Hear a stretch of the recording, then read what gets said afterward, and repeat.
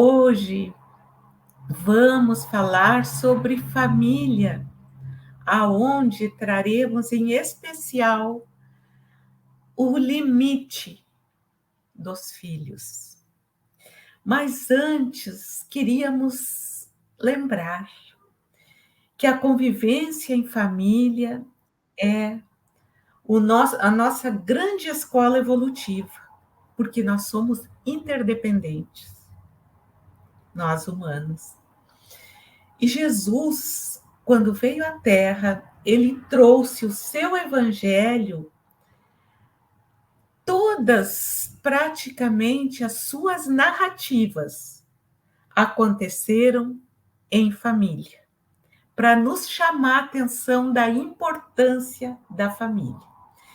Diante da grande missão que ele tinha e da superioridade dele, ele talvez nem precisasse se submeter a toda essa condição que ele se submeteu, né?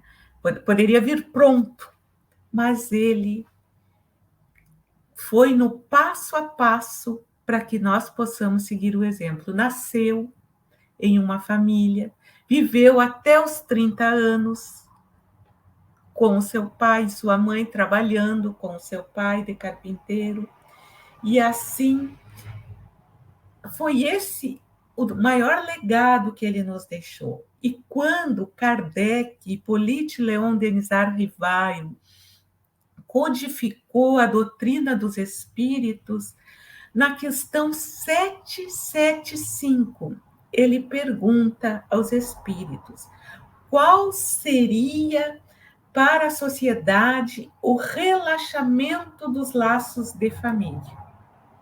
O que iria acontecer? E a resposta dos espíritos, do espírito da verdade, foi a recrudescência do egoísmo. Então, a família é o nosso grande progresso. E lá no Evangelho segundo o Espiritismo, também, Jesus coloca, né, tem aquele trecho em que Kardec faz a colocação de Jesus: honrar vosso pai e a vossa mãe. O respeito que os filhos devem a seus pais,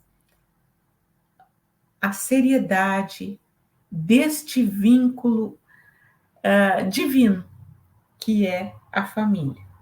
E os laços de família, para o materialista, ele entende que com a nossa morte eles são rompidos para nunca mais. Mas nós espíritas sabemos que esses laços, com o desencarne, eles se fortalecem através da reencarnação, porque enquanto uns estão indo, outros da família estão voltando. Então vejamos o quanto a família pesa em nossas vidas. E aí então comecemos a lembrar que quando uma criança nasce em nosso lar, é um sonho de esperança, é um sonho de realização para aquela família, para aquele casal, né? Mas não podemos esquecer que esta família, esta criança, quando vem ao mundo, através de nós, pais, ela traz consigo uma caderneta de poupança, aonde ali tem as suas realizações, as suas lutas difíceis, que terão que enfrentar para os reajustes, os processos de provação, de expiação, esses testemunhos árduos, as facilidades, as felicidades, mas também as dores, que são situações que este espírito reencarnante traz como proposta para a sua evolução.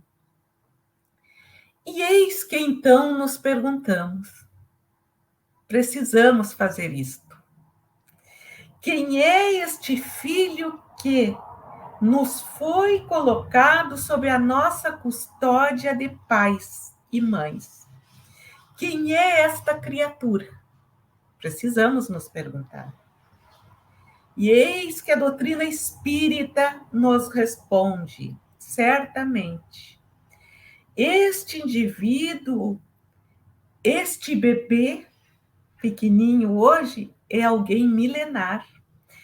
É alguém que já caiu, que já tombou muitas vezes, que já teve conquistas positivas e também conquistas negativas.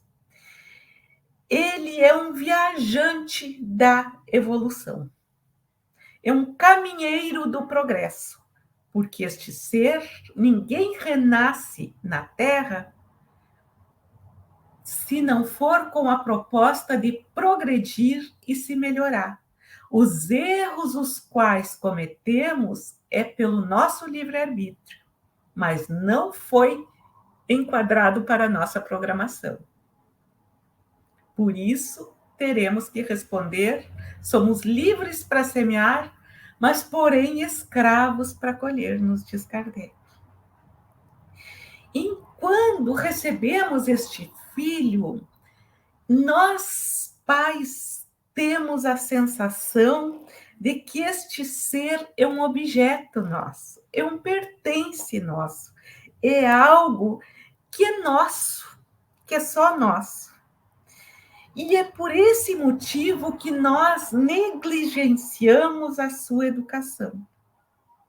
Porque, como temos a sensação que é nosso, nós queremos proteger, acolher e não lembramos de dar o limite. Negligenciamos a sua educação.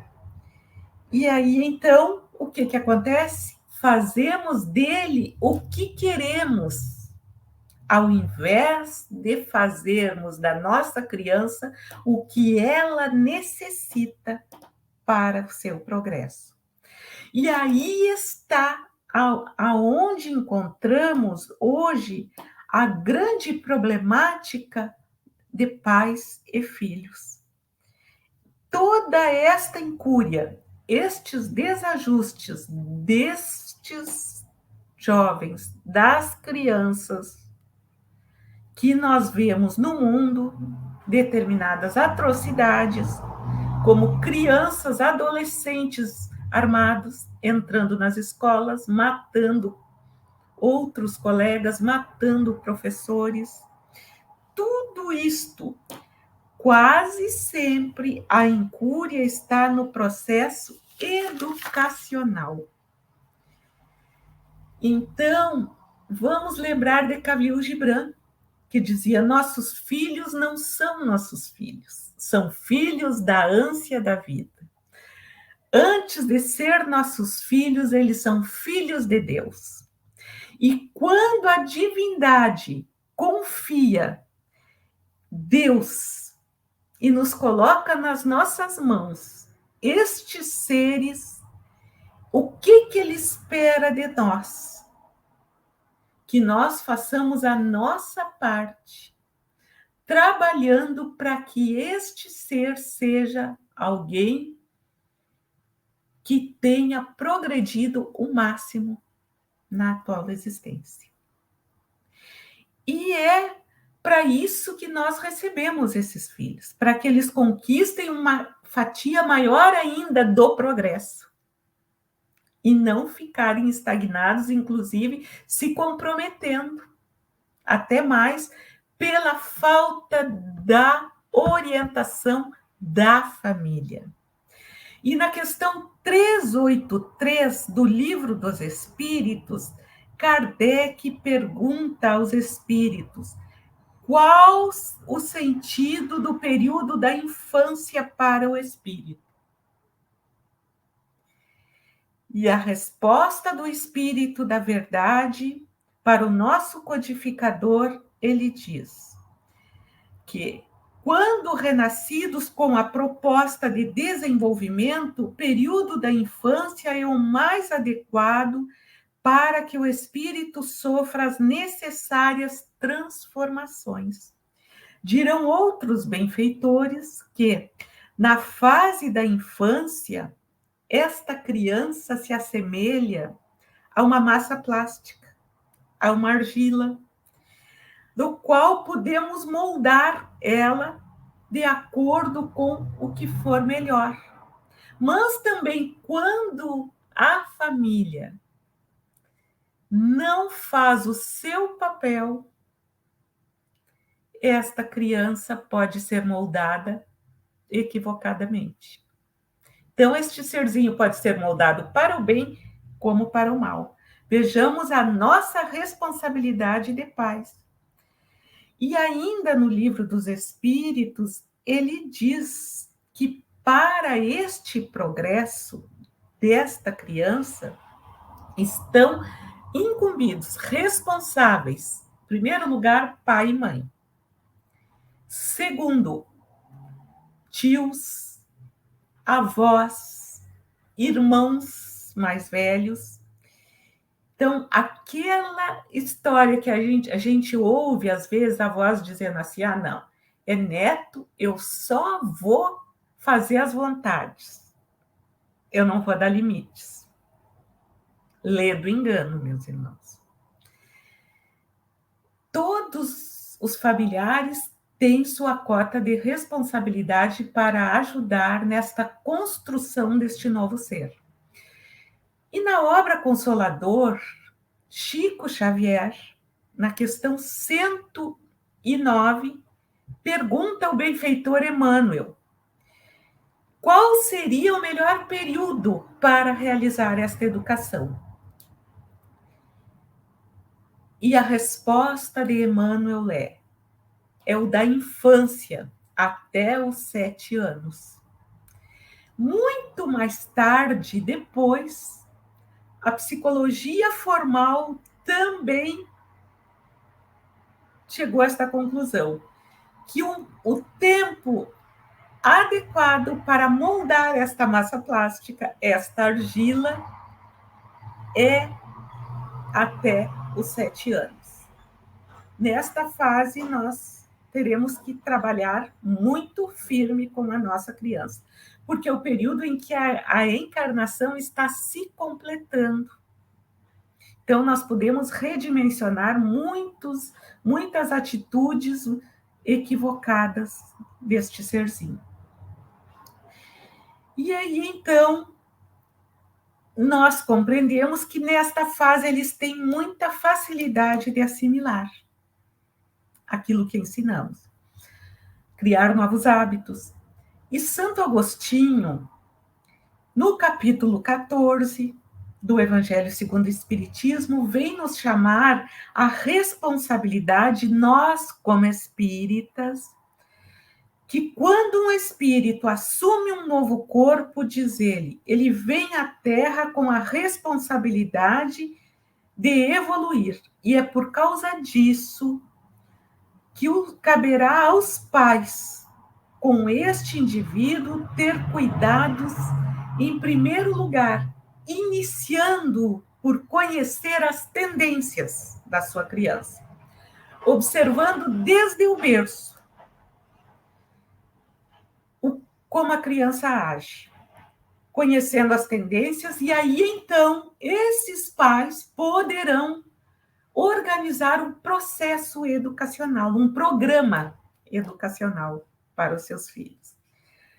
Aquela criança que, quando pequenininha, já no bercinho, quando sente fome, cai o mundo, grita, esperneia, já é um tipo de temperamento que temos que observar. A outra, que geme, se retorce, mas mal dá um grunhidinho, já é outro tipo de personalidade que tem ali naquele espírito que renasceu e está sob nossos cuidados.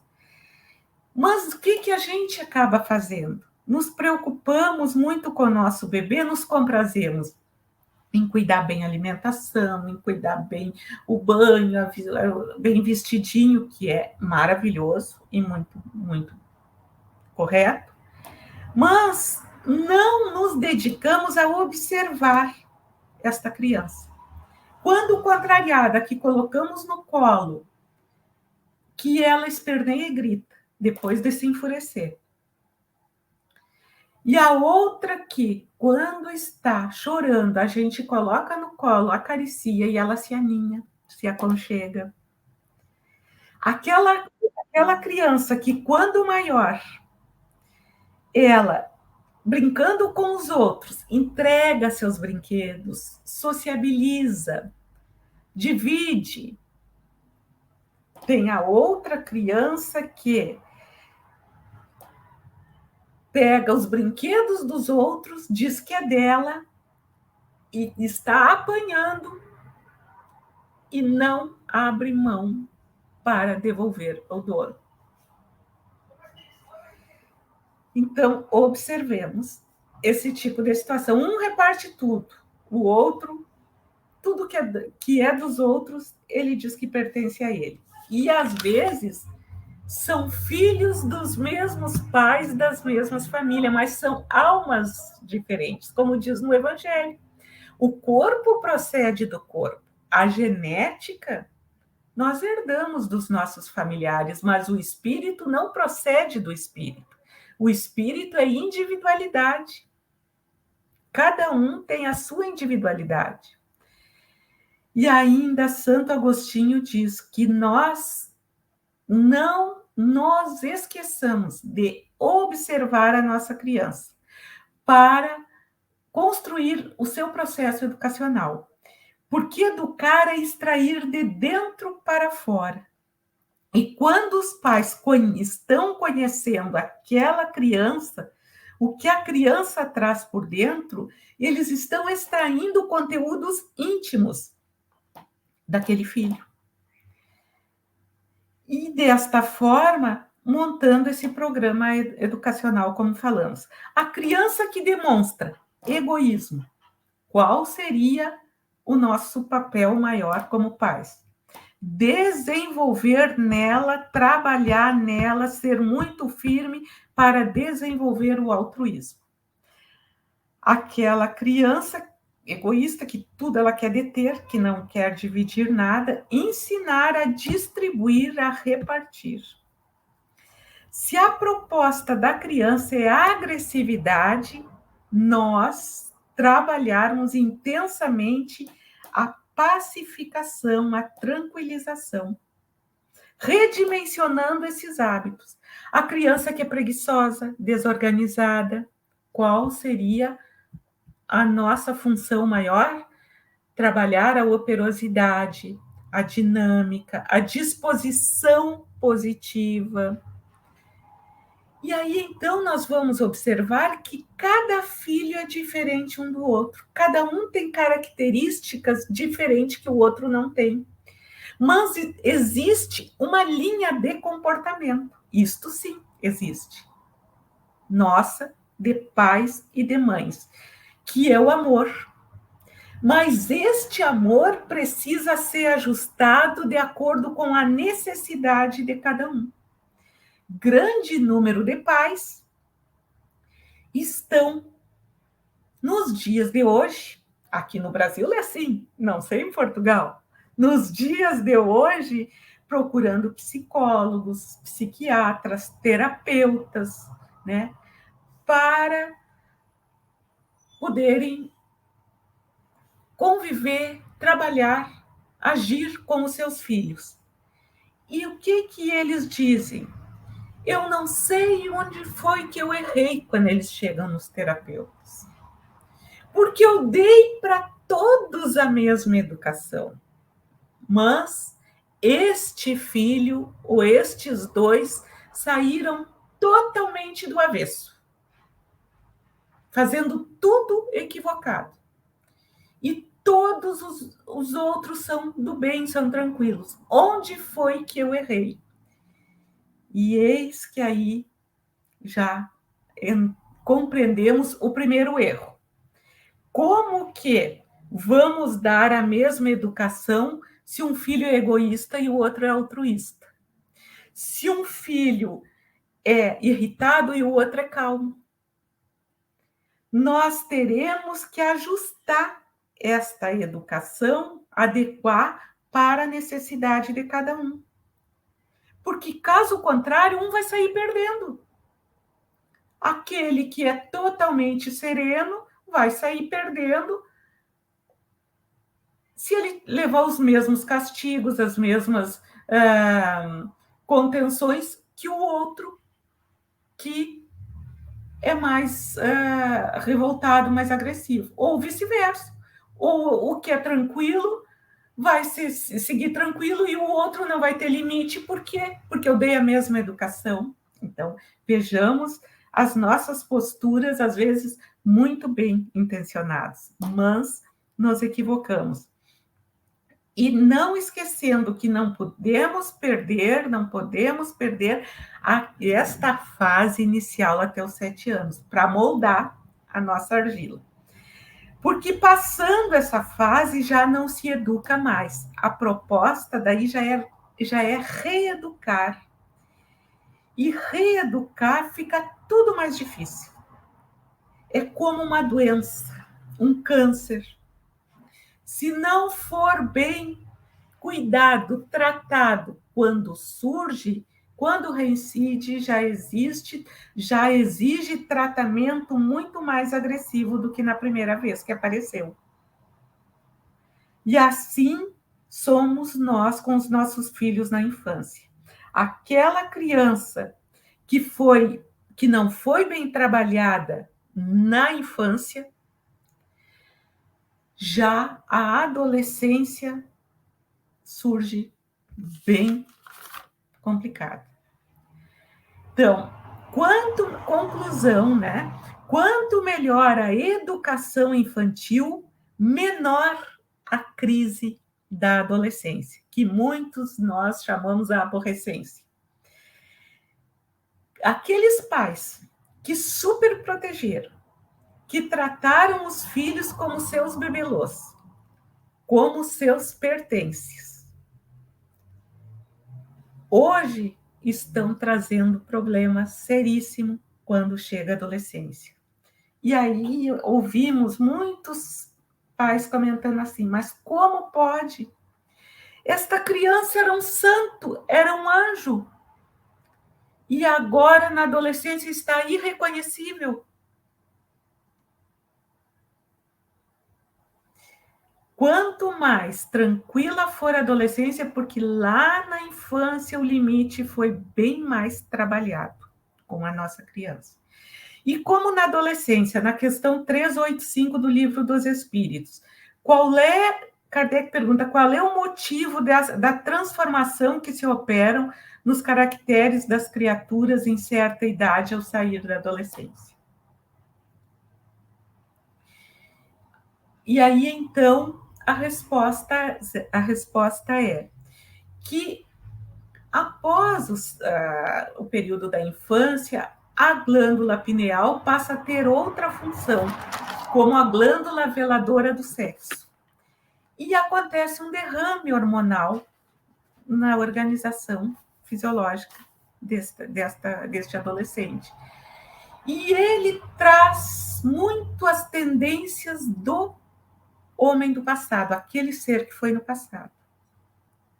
E é por esse motivo que nós precisamos estar muito atentos com o nosso adolescente, com a nossa criança, que já não é mais criança, daí seria o adolescente.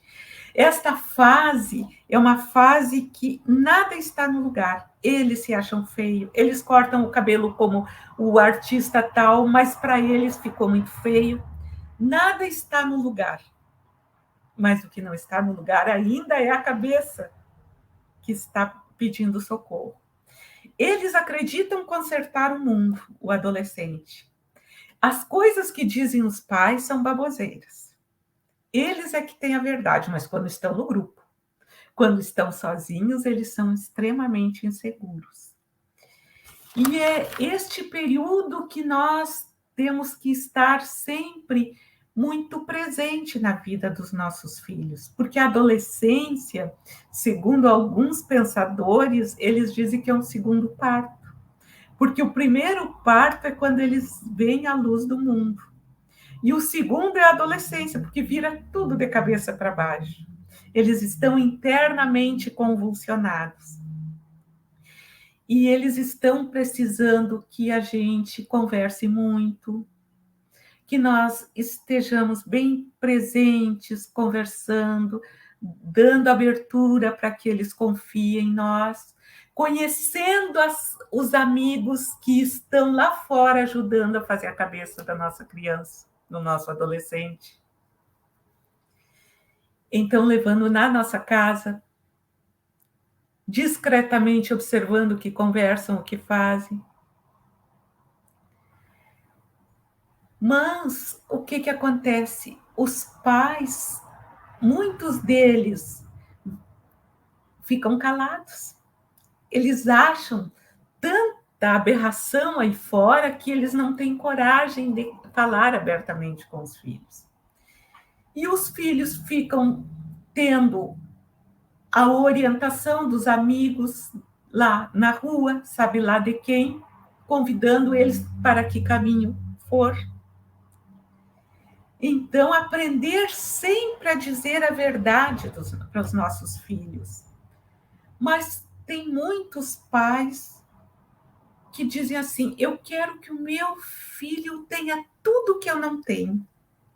E dão tudo que é material. E aí não tem tempo para dar o acompanhamento espiritual, acompanhá-los no segmento, na religiosidade da família, seja que for, mas dar essa obrigação ao seu filho, estar presente na vida do filho. Eles dão coisas, mas não se dão do seu tempo. Aprender a dizer não, meu filho, este mês eu estou apertado, eu não vou poder dar tua mesada. Não, mas o meu filho tem que ter tudo que eu não tive. Mas será que hoje nós não estamos aí no mundo lutando, batalhando, porque a gente teve o não, teve dificuldades, enquanto hoje os pais fazem hora extra, os pais trabalham desesperados para dar tudo ao filho. O vizinho tem um tênis tal, o filho do vizinho, para o meu eu tenho que dar. E eles aprendem a viver nesse mundo de competição. E outro grande erro dos pais é terem se tornado amiguinho dos filhos. Então vejamos que a grande problemática de hoje também é o respeito às hierarquias que a gente mais velho aprendeu. Respeito aos pais, respeito aos nossos idosos, respeito aos avós. Hoje a gente vê as crianças sentam nas cadeiras, os velhinhos, os vovôs chegam, ficam de pé e os pais fazem que não veem, não ensinam. Vejamos a gravidade. Outros, vemos crianças batendo nos pais, batendo nos avós, quando é negado algum brinquedo, alguma coisa, e fica por isso mesmo. Meu filho, perguntemos, você gostou da aula hoje? Ah, meu coleguinha brigou comigo. Então, diga para sua professora. Não agrida o colega. Fale com a sua professora. Aprenda a dizer aquilo que está te incomodando. Mas não faça o mesmo que seu coleguinha está fazendo de equivocado. Aprenda a falar quando você não gostar das coisas. Meu filho, na porta da escola, às vezes tem pessoas que não são boas. Não peguem chiclete, não peguem doces que lhe ofereçam, porque pode ter veneno, pode ter coisa que vai prejudicar a saúde de vocês. conversar com a criança, ensiná-los a se protegerem. Mas o que a gente vê? Os jovens de hoje não respeitam pais. Mas quem conquistou esse lugar do desrespeito foram os pais. Esta geração de pais que nós estamos vendo muita dificuldade, porque não estão assumindo a sua função de pai e de mãe. Estão se tornando amiguinhos, como diz Rossando Klinger, um psicólogo aqui do Brasil espírita. Estão se tornando amiguinhos, então eles se põem no mesmo nível do filho, eles vão para as festinhas, bebe, tomam porre junto com o filho, e fazem, acontece, estão de igual para igual. E é por isso que eles não respeitam. Hierarquia. A nossa sociedade é composta de hierarquia. Aí chegam esses jovens no trabalho e não respeitam o patrão, porque eles não respeitam a avós, eles não respeitam os pais, eles tratam de igual para igual. Então, quando falamos em hierarquia, imaginemos assim, o que estamos querendo dizer. Um motorista entra no carro, entra o caroneiro. O motorista somos nós, pais, o caroneiro, o filho. E o motorista diz assim, e agora? Que marcha eu faço? Agora a gente já tem os carros automáticos, mas eu faço primeira ou faço segunda para me arrancar? E agora? Quando que eu posso fazer a quarta, a outra mudança? E agora eu quero dobrar lá para aquele lado, mas eu ligo o pisca, se eu quero dobrar para lá, e aponta a mão. Imaginemos a insegurança que fica este caroneiro, sem ter firmeza no que está conduzindo o carro. E assim, meus irmãos, assim, que segurança nós pais vamos dar aos nossos filhos se nós não nos damos o respeito? Se nós não educamos pelo exemplo. Educar é exemplo. Não adianta nós falarmos, cobrarmos e nós fazemos exatamente o contrário. Não adianta nós cobrarmos do nosso filho para não se viciar lá na rua, não se drogar, se nós somos viciados dentro de casa, com o copo de bebida alcoólica, com o cigarro no meio dos dedos. Então, vamos começar, educar começa por nós mesmos. E uma mãe sabe quando um filho está angustiado, porque foi o processo mediúnico mais longo que já se viu, é a gestação. 9 meses, esse intercâmbio de fluidos, de pensamentos, de sentimentos. Tudo que a mãe sente, o filho capta. Tudo que o filho sente, a mãe capta. 9 meses, o processo mediúnico mais longo, consecutivo. Então, educar é, antes de tudo, conhecer. E quando a nossa criança chega na adolescência, que nós montamos aquele processo educacional, nós vamos ajustando esse processo educacional para a adolescência, porque ele vai precisar apenas de ajustes, mas ele não vai mudar muito, porque a infância foi bem trabalhada. E aí, então, muitos pais dizem assim, mas o que adianta? A gente ensina tudo isso dentro de casa, mas será que a gente exemplifica? Será que quando batem a nossa porta e a gente não está a fim de atender, ou é um cobrador de conta e não tem dinheiro para pagar a conta, a pessoa não diz assim, vai lá e diz que eu não estou, mente que eu não estou. Nós estamos ensinando o nosso filho, é assim que a gente faz quando a gente quer dar um calote. Quando nós andamos na rua e vemos uma flor pelo lado de fora do muro de uma residência e nós agarramos a flor, apanhamos e levamos para casa, o que nós estamos dizendo no nosso filho? É assim que a gente faz. Quando a gente gosta das coisas, a gente agarra, rouba e leva. Aí o filho vê tudo isso, nós pegamos a flor, mas amanhã ele está pegando o carro, ele está assaltando, ele está pegando o celular, roubando. Então, educar é exemplo, é ensinar com amor, porque quando eles têm esta base no lar, mesmo que a dor bata a sua porta, eles se tornam os melhores amigos dos pais, admiradores, e devem o maior respeito. Não é aquele amiguinho de igual para igual. Respeito e hierarquia, eles se apaixonam pelos pais. E quando a dor bate a porta, por mais que eles tenham discordado de nós, é nos braços dos pais que eles se jogam.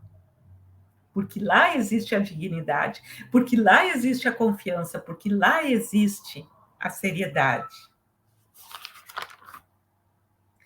E aí, então, nós lembremos do Chico, quando pergunta a Emmanuel, qual a melhor escola que poderíamos buscar para o nosso filho?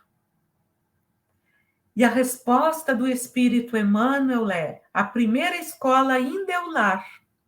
Os primeiros professores são os pais.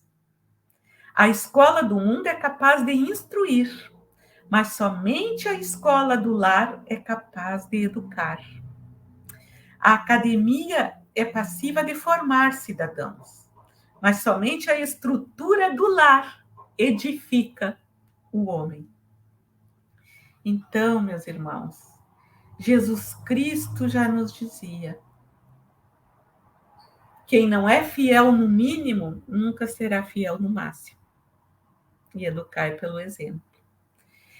E não importa, nos diz Santo Agostinho, que o mundo esteja marcado pela corrupção.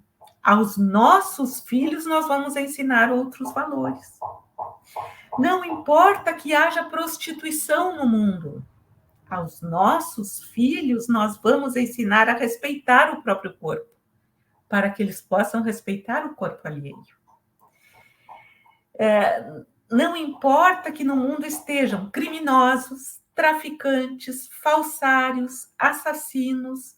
Aos nossos filhos, nós ensinaremos a honradez, a dignidade, a sobriedade e a honestidade.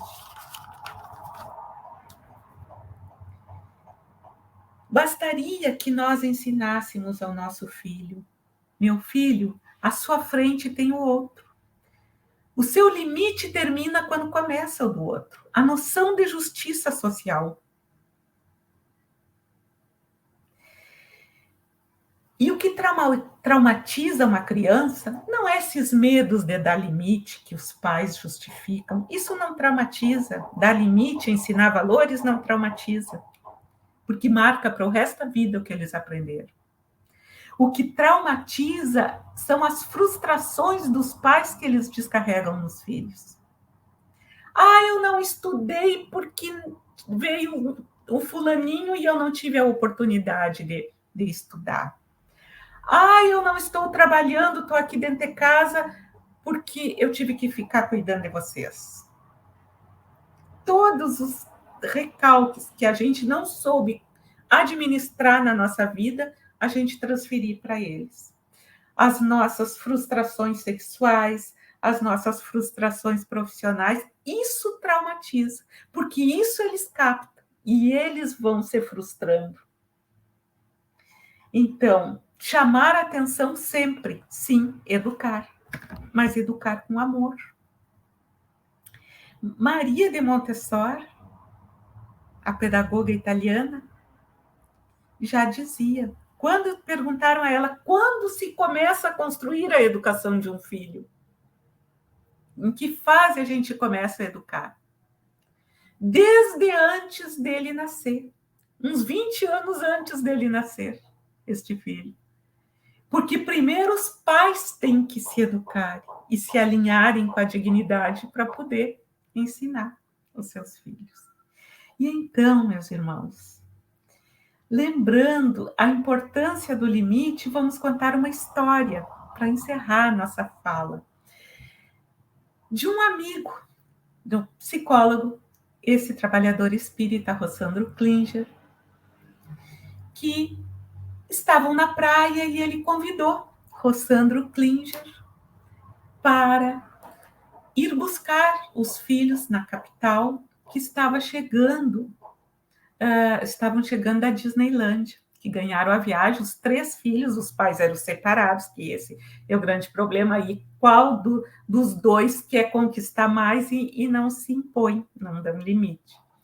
E o pai era separado, aí foi buscar os filhos no aeroporto, que tinha dado a viagem para os 3. Deu $5.000 para cada um comprar o que quisesse lá.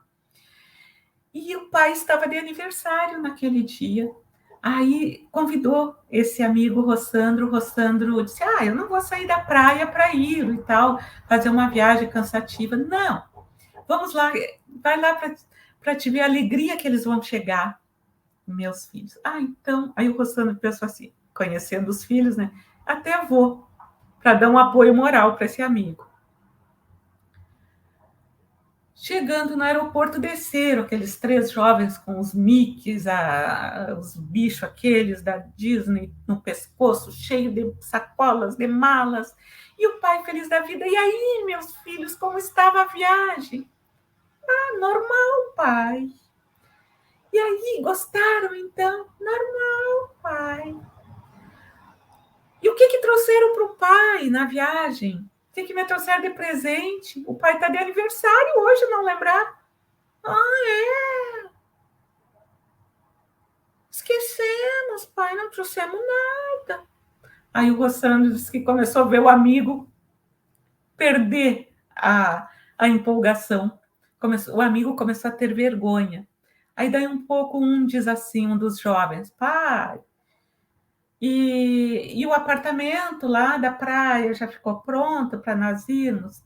Não, meus filhos, a reforma não ficou pronta ainda.